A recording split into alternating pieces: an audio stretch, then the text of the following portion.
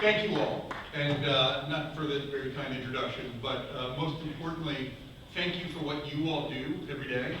I was telling Alyssa and Tom this morning, you know, anytime I come to Washington, whether it's coming from Baltimore and you're driving down 50 and you look to your left and you see the dome, or you get out of Union Station and you see the Capitol, or you're flying in and you see any of the memorials and monuments. It gives you a whole different, it certainly gives me a little chill on my neck, goosebumps on my arms, and I realize just, I'm coming to the center of democracy. You know, I'm coming to this very place that makes this great place between the Atlantic, Pacific, Mexico, and Canada run. And you all are absolutely the ones that do it. And so I mean that sincerely when I say thank you for coming out today, thanks for all you do, and for making a little bit of time this morning. I could talk for hours, literally. I get that from my mom about anything we want to talk about. And as you'll hear the commander talk about, we talk about people and our soldiers and our sailors. I share a quick story with you about, you know, my personal experience. I was on TV, believe it or not, this morning, and Joe Scarborough said, you know, do you remember when, you know, it's been loud on the battlefield, something like that, and you remember when it happened? I'm like, well, you know, I can tell you exactly where and when my hearing loss occurred. It was about 1540 local, 3 October 1993, Mogadishu, Somalia, on Awalade Road. And that's the first sound of gunfire that I heard that day. Just so happens the leader in charge on the battlefield didn't have my, you know, little yellow earplugs in, and busy doing soldier stuff, and here we have this fight that, as you, if you've read the book or seen the movie, you know how this thing goes. I can tell you a couple of quick memories of that, and honestly, when you say the battlefield's loud, it's truly deafening. I mean, it's molar shaking, head hurting, jaw breaking sounds that you'll never forget. You hear an RPG hit that metal and that sheer sound of metal ripping, it's so unbelievably loud. I mean, to this day, it's just burned into my memory bank and has an effect on us, clearly. So fast forward through this, you know, there's a lot of hearing loss with Eversmann, ringing in the ears, and like every other good young ranger, we're like, okay, that's just the way life is. We'll just keep driving on. And you're failing hearing tests and failing hearing tests, and we used to joke about it, like, you know, you're non-deployable.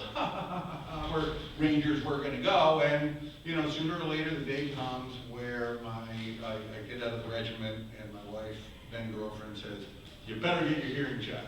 It's getting annoying, truthfully. You're like, it's getting annoying. So I go down to Walter Reed, they're like, dude, your hearing is miserable. You need hearing aids. I'm like, you know, okay. So I get them, everybody's happy. Move up to Fort Drum, about 2005, getting ready to go to Iraq. First Sergeant Eversmann, you failed your hearing test. You're non-deployable. I'm like, hee, you know, of course I'm going to war. And they're like, no, you're not. So you got to go through the commander's board at the division level and jump through all these hoops, and finally they're like, okay, but just so you know, your hearing's broken now and it's not going to get any better. Roger that. 15 months later, through the surge, get back, retiring, happy as can be. They say, I need new hearing aids, they're broken. I'm sorry, you're now a retiree, you gotta go to the VA. I'm like, okay, call the VA. I'd like to get new hearing aids. Well, you gotta come in for an appointment. When's that gonna be? 15th of never, that kind of deal. And I say that sort of to be a smart aleck as much as, it's not the VA as an institution we're talking about here. So please understand me, there's so much good that's being done. It is this particular piece of this puzzle, getting veterans in to see their audiologist. And for me, it was an odyssey. It was about 3.5 years till I finally got in. And once I got in, the audiologist says, your hearing's pretty bad, but it's not bad enough to get hearing aids, so we can't help you. It's kind of head scratcher. I was non-deployable on one side, need hearing aids, but out here I'm, well, bad, but not that bad. And so, you know, it just adds to this whole troublesome, muddy mix of where we stand on taking care of veterans and their hearing problems.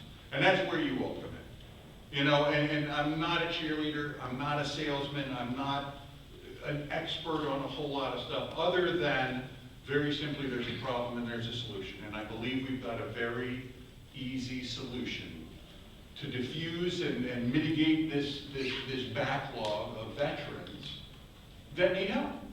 Listen, we're 14 years into this war on terror. October 7th, I think, is when we launched in 2001.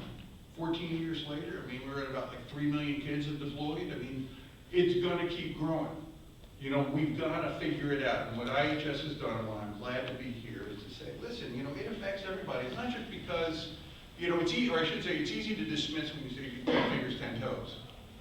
You know, it's just like everybody, like, you know, you don't have a disability. Well, until you lose your hearing, you might say that, but when you do, you find out it's miserable. It is. So I don't want to whine and I don't want to beg, but I would challenge you to dig in a little deep. Ask these guys questions, you know, when it's appropriate. You know, find out more, but this is a problem we need to address. We owe it to these kids. They're our kids because we love them like our own. So that's my story that I'm sticking to. I'll be around all day. I'd love to chat with you about anything, but most importantly, thank you for making time today. I hope you'll take it seriously. I hope you'll do your homework, and I hope you'll help us get this across. God bless you all. God bless America. Thank